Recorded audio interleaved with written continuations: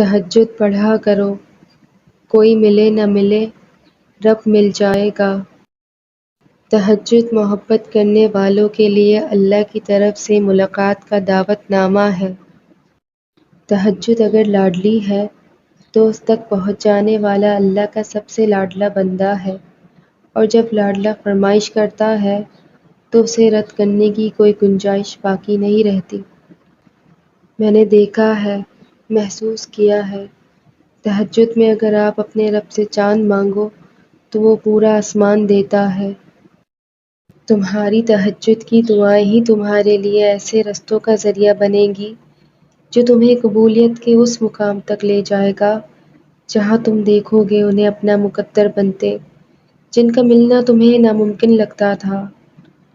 تہجد وہ آخری مرہم ہے جس کے بعد نہ کوئی زخم ستاتا ہے نہ کوئی غم رلاتا ہے۔ عشق کی نماز تو وہ ہوتی ہے جو فجر سے شروع ہو کر تہجد میں ختم ہوتی ہے۔ تہجد میں رونا یعنی اللہ کو لاڈ پیار سے منا لینا ہے۔ تہجد کی نماز تک پہنچ جاؤ تو سمجھ لینا اللہ نے اپنے قریب کر لیا ہے۔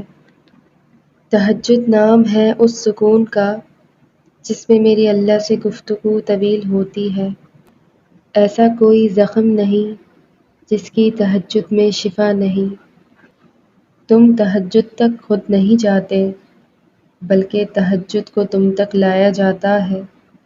تم سجدوں کو نہیں چنتے بلکہ تمہیں سجدوں کے لیے چنا جاتا ہے۔ تہجد کی ایک دعا ساری زندگی بدل دیتی ہے۔